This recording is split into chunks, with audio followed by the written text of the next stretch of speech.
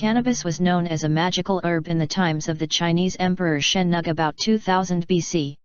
His personal doctors successfully prescribed cannabis for the cure of malaria, beriberi, conscription and rheumatic pains, absent-mindedness, and female disorders.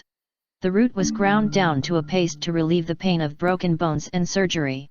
When stone presses and wedge presses came into use, cannabis seeds were pressed to produce oil. This oil was then used for cooking, fuel for lamps, wheel lubrication, soap making, varnish, paint base and preserving oil. After pressed, the remains were used as animal feed cake. The Chinese also found a use in making paper. The finest paper ever made is made from hemp fiber, and is used for the Canadian dollar and many other currencies. The finest Bibles are printed on hemp paper to this day.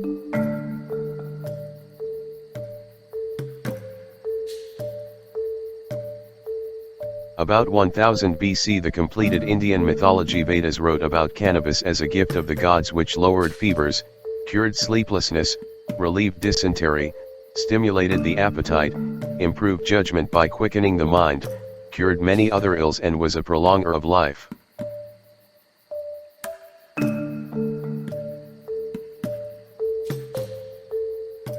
The use of cannabis in Europe dates back to 800 BC. Grown in Germany, Norway, Sweden and England. Julius Caesar invaded Gaul to tie up the Roman Empire, or in other words to capture the hemp and rope-making industries.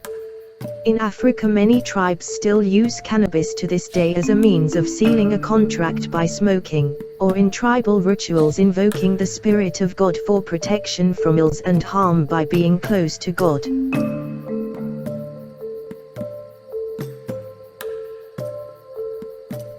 With Islam came the use of hashish, a preferred method of conserving the active ingredients of the cannabis plant through the dry and non-production time, and the nomadic lifestyle of the Islamic tribes.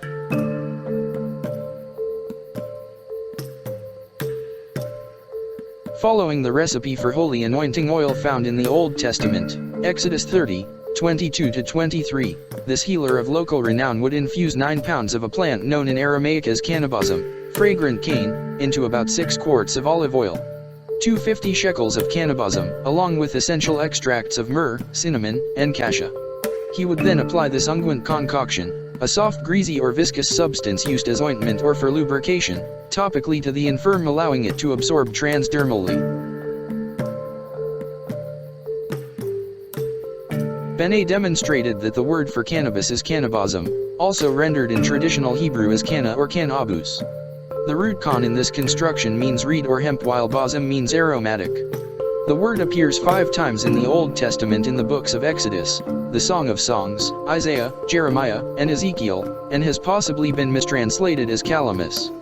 A common marsh plant with little monetary value which does not have the properties or qualities ascribed to cannabism.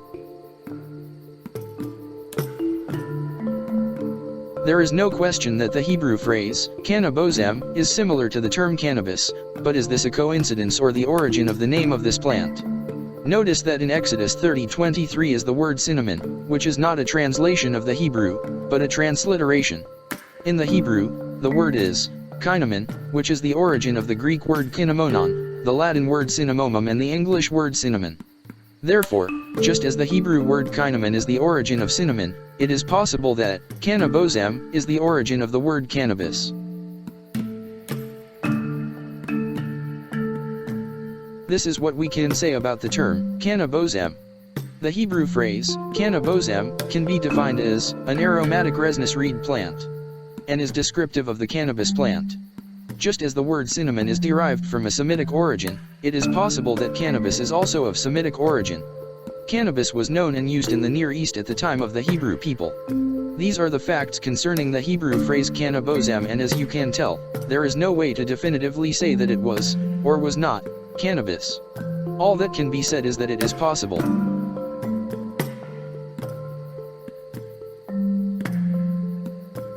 With shipping and worldwide trade, cannabis seeds were spread all over the world, arriving in America in 1606.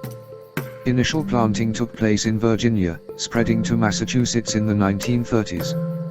Hemp was again used by these early settlers for cloth and rope.